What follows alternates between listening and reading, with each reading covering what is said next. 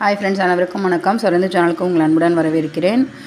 மதிய மாலை ஃபஸ்ட் பேப்பரில் இந்த எஸ்ஏ கண்டிப்பாக வருங்க. எப்படி வந்துட்டு தக்ஷன் பாரத் இந்தி பிரச்சார் சபா சொன்னனோ அதே மாதிரி இது ரொம்ப ரொம்ப இம்பார்ட்டன்ட். பீர்பால் கி சதுராயி வந்து கண்டிப்பாக படிச்சுக்கோங்க. இதில் இருக்க மாதிரி படிச்சிங்கன்னா இன்னும் ஈஸி. ஓகேங்களா? வாங்க இதுக்கான தமிழ் மீனிங் நம்ம பார்க்கலாம். ஃபஸ்ட்டு பீர்பால் அப்படிங்கிற அரசர் வந்து, அதாவது அக்பர், ஓகேங்களா, அக்பரோட அரசவையில் பீர்பால் வந்து ஒரு புத்திசாலி அப்படிங்கிறதுனால அவர் மேலே ரொம்ப மரியாதை வந்து அக்பர் வச்சுருந்தார். அதாவது அரசர் வந்து பீர்பால் மேலே ரொம்ப மரியாதை வச்சுருந்தார்.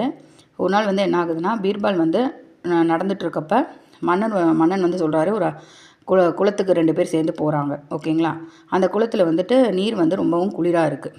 அப்போ அக்பர் அரசர் வந்து கேட்குறாரு பீர்பால்கிட்ட, இவ்வளவு குளிர்ந்த நீரில் வந்து யாராவது குளிக்க முடியுமா அப்படின்னு கேட்குறப்ப பீர்பால் சொல்கிறாரு, பணம் கிடைத்தால் இரவு முழுவதும் கூட குளிர்ந்த நீரில் நிற்கலாம் அப்படின்னு சொல்லிட்டு பீர்பால் சொல்கிறாரு. இதை யாராவது செஞ்சாங்கன்னா அவங்களுக்கு 5000 ரூபாய் பரிசு தரேன்னு சொல்லிட்டு அக்பர் சொல்லுவார், அரசர் சொல்லுவார். அடுத்த நாள் பாருங்கள், பீர்பால் வந்து ஒரு விறகு வெட்டியை பார்க்குறதுக்கு போகிறாரு. ஓகேங்களா? அவர் விறகு வெட்டியை பார்க்குறாரு. அப்போ பார்க்குறப்ப 5000 ரூபாய் வந்து நான் கொடுக்குறேன், நீங்கள் இரவு முழுவதும் வந்து அந்த குளிர்ந்த நீர் அந்த குளத்தில் வந்து இருக்கணும்னு சொல்கிறாங்க. அப்புறம் பாருங்கள், மாலையில், சாம்கோனா மாலையில், ஈவினிங்கில், மாலையில் வந்து அக்பர் வந்து விறகு வெட்டியிடம் தன்னோட நிலையை பற்றி கூறினார்.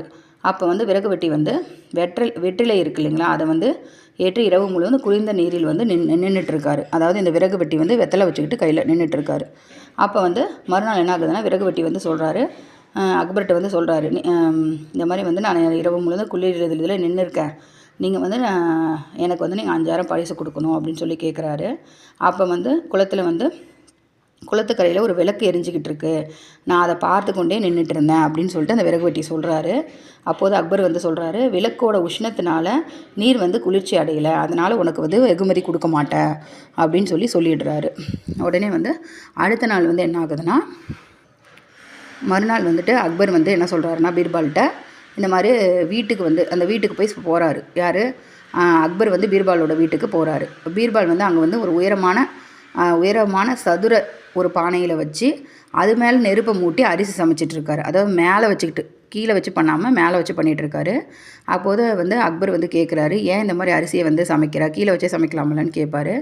அப்போது வந்து பீர்பால் சொல்லுவார், தூரத்தில் உள்ள விளக்கு வந்து விறகு வெட்டிக்கு வெப்பத்தை எப்படி அளிக்குதோ அதே மாதிரி இந்த அரிசியும், சமைக்கப்படும் அரிசியும் வந்து அந்த மாதிரியே தூரத்துலேருந்தே பண்ணலாம் அப்படின்னு சொல்கிறப்ப அப்போ தான் அக்பர் வந்து தன்னோட தவறை வந்து உணர்றாரு. விறகு வெட்டியிடம் போய் 5000 பணத்தையும் கொடுத்துட்றாங்க. ஓகேங்களா?